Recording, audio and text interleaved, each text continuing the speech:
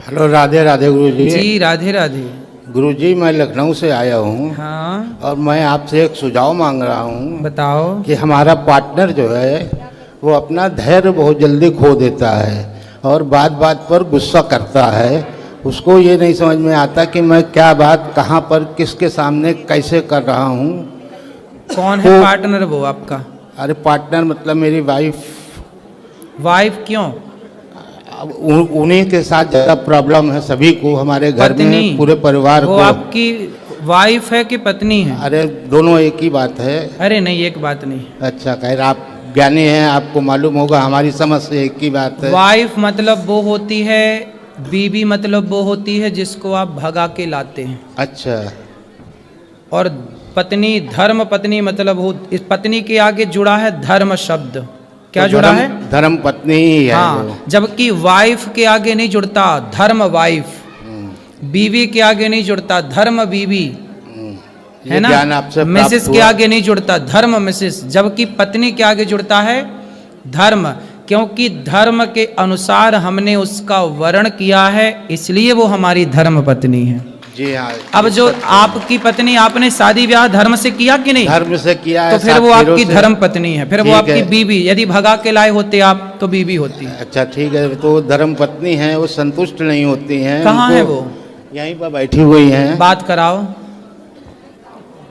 मैया, कहाँ इनकी धर्म पत्नी? देखो, वाइफ से आपको धर्म पत्नी तक पहुंचने का जो सफर है, यहाँ आओ पति परमेश्वर के पास खड़े होके। आप भी इस तरफ आओ, यहाँ आओ कुपचे में, यहाँ लाओ मैया को अंदर। अंदर आओ, आप भी अंदर आओ। हाँ हाँ, निकल आओ, यहीं से निकल आओ। देखो, खोल दे लाला वहीं से, इतना टाइम लगा। क्यों, वेल्डिंग कर दी क्या? बंधी है रस्सी, डबल रस्सी। मैया जल्दी आओ।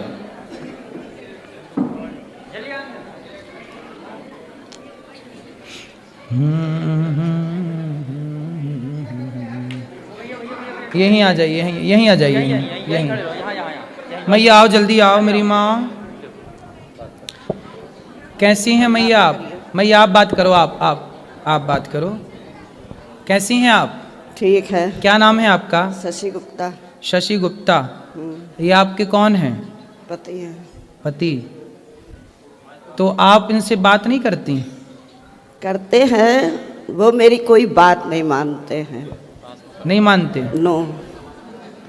तो आप काहे नहीं मानते इनकी बात? अब बुढ़ापे में तो मान लो कुछ बात। अभी तक मारते हैं हमको, बहू है, दामाद है, मारते हैं। ये बताइए, हम समझदार हैं, हमारे बच्चे सब समझदार हैं, बेटियां दोनों हमारी, एक प्रोफेसर है और एक जो है तो बैंक में है। सब समझदार हैं, सब पूरे परिवार को समझते हैं, मगर ये नहीं समझती हैं तो कि आप इतने वो बड़े हमारा हैं। परिवार है। और ये इनकी नाजायज बातें कैसे कोई मान ले? जायज बात तो हम मानते ही हैं, लेकिन अब ये कहें कि हम अभी खड़े हो जाओ, अब हमारे अभी तक मान लो तकलीफ है, हम नहीं खड़े हो पा रहे हैं, तो इनको पेशेंस रखना, धैर्य रखना चाहिए, बस ये क्रोधित हो जाएंगे। मैं आपकी बात से सहमत हूँ। आप बहुत पढ़े लिखे हैं, आपका परिवार, आपके बच्चे बड़े बड़े हैं, बहुएं बड़ी बड़ी हैं, समझदार हैं, नौकरी कर रही हैं। आप अपनी पत्नी को मारते हैं? मारने का कारण यही है कि आदमी कब तक बर्दाश्त करेगा। एक सीमा होती है बर्दाश्त करने की। ठीक है। और वो सीमा ऐसी हो जाती है कि सीमा से भी पार हो जाता है, तब क्रोध आता है, और क्रोध में आदमी क्या कर सकता है, ये तो आप भी समझते हैं। यहाँ तक कि आत्महत्या तक मैं करने की कोशिश कर चुका हूँ इन्हीं की वजह से। नहीं तो क्रोध इतना क्यों करना है? चलो, जब गलत बात होती है तो कैसे कोई लड़के, अब माँ है, माँ के मुंह पर तो बच्चे नहीं कह पाते हैं, लेकिन पीठ पीछे तो समझते हैं। मैं आपकी बात से सहमत हूँ, अभी मैं मैया को समझाऊंगा, पर मुझे आप आज ये वचन दे दो कि नारी पर तो हाथ नहीं ही उठाना चाहिए। मैं चाहता भी नहीं हूं कि मैं किसी पर हाथ उठाऊं, क्या नारी हो चाहे बच्चे हो। बच्चे हमारे बड़े हो गए, जब तक छोटे थे ना समझते तब तक मैंने उनको मारा। अब मैंने कभी बच्चों पर कभी हाथ नहीं उठाया, आज 20 साल से ज्यादा हो तो गया है। बच्चों पे हाथ उठाना छोड़ दिया है तो पत्नी पे भी हाथ पत्नी उठाना- पर भी नहीं उठाता हूँ, लेकिन वही है ना कि इतना क्रोध दिला देती हैं। जब आपको गुस्सा आए ना हाँ, तो आप एक उंगली उठाओ, इसको ऐसे उठाओ, इसको यहाँ रखो। वो करता हूँ। हाँ, दिन भर में अगर ये 100 बार बोलेंगी तो मैं 80 बार 70 बार जो है चुप रहता हूँ। अच्छा। लेकिन 30 बार तो बोलना ही पड़ जाता है कि कैसे क्या करें। मैया बात करो। मैया काहे ऐसा बोलती हो कि ये देखो चुप नहीं रह पाते, आप ही चुप रह लो। आपसे क्या बताए, अब आप गुरु हैं, नहीं बता सकते हैं। फिर भी आप ना बोला करो। देखो आप लोगों की इतनी उम्र हो गई, लड़कपन आपका बीत गया, जवानी आपकी बीत गई, अब आपका बुढ़ापा है। आपके बच्चे भी मेरे से बड़े हैं, मेरे से उम्र में बड़े होंगे, पोता भी आपका होगा। अब आप इतने बड़े हैं, समझदार हैं, इसलिए मैया आप एक मंत्र मेरा याद कर लो। किसी भी परिस्थिति में अब आप हर कुछ भी हो, आप ये समझो कि जो है सब ठीक है, भगवान का नाम बोलो, आप कुछ भी मत बोलो। मैं तो यही करती हूँ, कुछ भी मत बोलो। मैं आप ही की दिन भर कथा सुनती हूँ, आप ही उसमें रहती हूँ। अब कुछ भी नहीं बोलोगी आप। हाँ। जब आप कुछ भी नहीं बोलोगी तो इन्हें गुस्सा नहीं आएगा, जब इन्हें गुस्सा नहीं आएगा तो ये आप पर हाथ नहीं उठाएंगे। अरे कोई बात गुरुजी नहीं मानते, कोई बात नहीं मानते। नहीं मानते? कोई बात नहीं तो मानते। कोई बात नहीं, ये तभी नहीं, मैं नहीं बोलती हूँ। ये नहीं मानते ना तो मत मानने दो। बहू का पक्ष लेंगे, बेटियों का पक्ष लेंगे, बस हम ही को मारे पीटेंगे, ये गलत बात है ना। अब ये कह रही हैं कि बहू का पक्ष लेते हैं, बेटी का पक्ष लेते हैं, क्या वो समझदार नहीं है? क्या वो ये नहीं जानते कि हमारी माँ सही है या गलत है? अरे भगवान, अब ये उम्र ये डिसाइड करने की नहीं है कि सही है कि गलत तो है। वो जब माँ सही ही होती है, माँ गलत नहीं होती। माँ कैसे गलत हो जाएगी? ऐसा कौन सा ये काम करती है? माँ तो सही होती है, लेकिन माँ का व्यवहार, जैसे आपके यहाँ पर इतनी माएँ आती हैं, तो कभी आपने माँ से ये नहीं पूछा कि आपने ऐसा व्यवहार क्यों किया जो आपको लड़कों ने निकाल दिया? कुछ माँ का व्यवहार भी तो गलत होता है। अच्छा, जिसकी वजह से बच्चे प्रताड़ित होकर निकाल देते हैं। माँ का व्यवहार कितना भी गलत हो, लेकिन बच्चों को ये अधिकार तो नहीं है कि वो अपनी माँ को लात मारे या थप्पड़ मारे। लात नहीं मारते, थप्पड़ नहीं मारते हैं, ये गलत है। उन्होंने कभी नहीं मारा, हमेशा इन्हीं को शांत किया है। जो गौरी गोपाल आश्रम में वृद्ध माएँ रहती हैं ना, उनमें से कुछ माओ को बेटों ने लात मार के निकाला। हमारे यहाँ माना कि माता की भी कोई गलती होगी, लेकिन गलती इतनी तो नहीं होगी कि बेटा लात मारने लग जाए।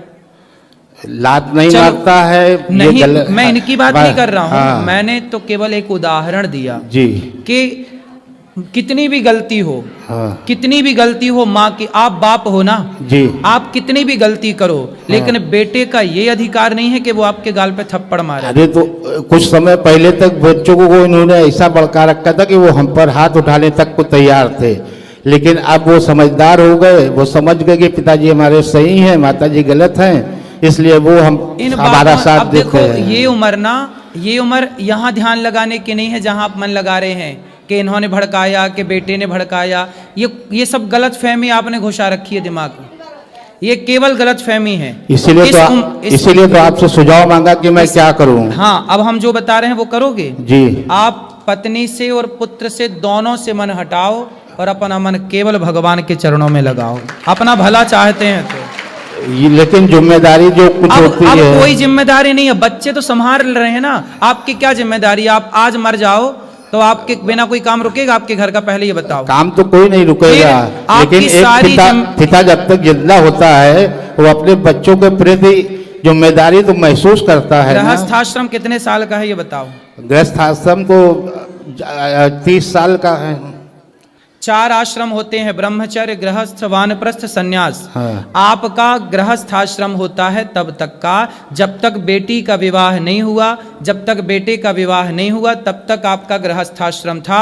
अब गृहस्थाश्रम, बेटी का ब्याह कर दिया, बेटे का ब्याह कर दिया, दोनों सफल हैं, संपन्न हैं। अब बेटा बेटी परिवार से मन हटाओ, ईश्वर में मन लगाओ, यही जीवन का सत्य है, वरना इसी दलदल में पड़े पड़े मर जाओ। इसीलिए तो सुझाव मांगा है कि अब बेटे अलग रहते हैं, बेटी अलग रहती है, हम दोनों लड़के अलग रहने लगे हैं। अब उसके बाद भी ये हमसे लड़ाई करती रहती है। अभी आते समय भी 2 मिनट के लिए मैं एटीएम तक क्या गया कि इन्होंने पारा इनका हाई हो गया। भाई आपने बताया नहीं, उन्हें